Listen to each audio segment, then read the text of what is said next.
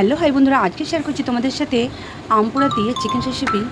এভাবে বানালে দারুণ হয়, খেতে খুবই দুর্দান্ত হয়। আর হঠাৎ করে এত গরমের মধ্যে এই আম পোড়া চিকেন রেসিপি খুবই স্বাস্থ্যকর হবে। তোমরা অনেকেই জানো আম পোড়া আমাদের জন্য এত গরমের মধ্যে কতটা স্বাস্থ্যকর। তো তার জন্য সর্বপ্রথম এদিকে পরিমাণ মতো নিয়ে নিতে হবে আম দুটো বড় সাইজের, এবং আদা রসুন টমেটো কাঁচা লঙ্কা, এদিকে শুকনো লঙ্কা, গোলাপের পাপড়ি এবং ধনেপাতা, কাঁচা লঙ্কা এবং ধনেপাতা দিয়ে পেস্ট করে রেখেছি পরিমাণ মতো।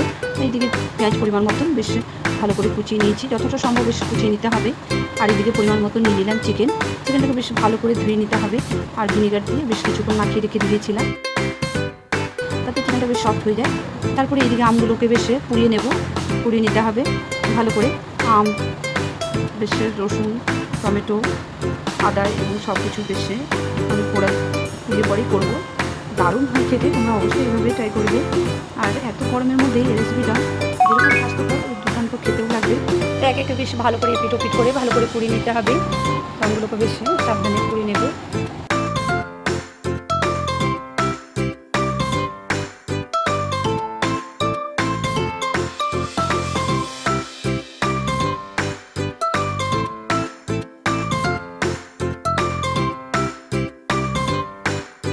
পরিমাণ মতন নুন দিয়ে দিতে হবে আর সামান্য আবারও বেশি ভিনিগার, তারপরে বেশি ম্যারিনেট করে এটাকে ঢাকা দিয়ে রেখে দেবো।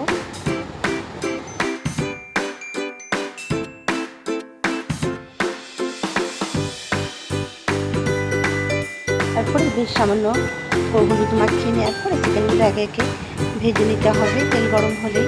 আর গ্যাসের ফ্লেমটা অবশ্যই বেশ মিডিয়াম রাখতে হবে, তাতে বেশ চিকেনটা ভালো ভাজা হবে আর বেশি লাল হবে না, বেশি লাল করা যাবে না।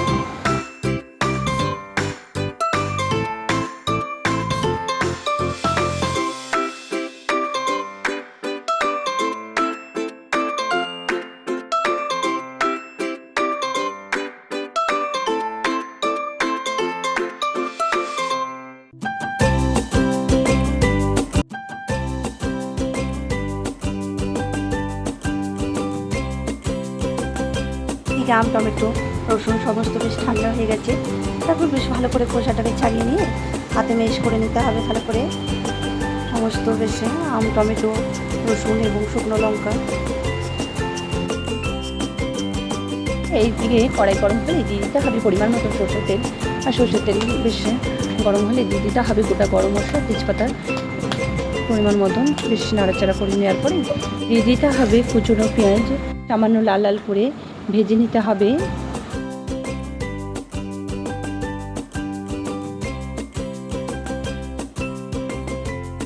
লাল হয়ে গেলে দিয়ে দিতে হবে চিকেনটা, ভেজে রাখা চিকেনটা দেওয়ার পরে বেশ সামান্য নাড়াচাড়া করে নেওয়ার পরে দিয়ে দেবো পরিমাণ মতন নুন হলুদ লঙ্কা গুঁড়ো।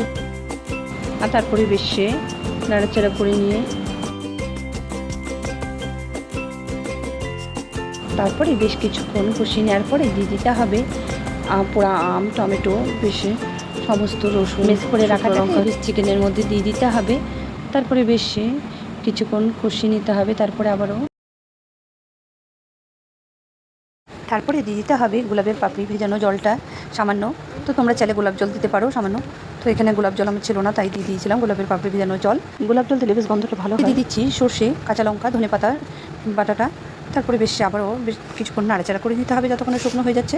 বেশ শুকনো হয়ে আসলেই রেডি হয়ে যাবে একদম পোড়া আমের চিকেন কারি মশলা রেসিপি। দারুণ হয় খেতে, দুর্দান্ত লাগে। তোমরা অবশ্যই ট্রাই করবে, আশা করি তোমাদেরও ভালো লাগবে। ভাই বন্ধুরা।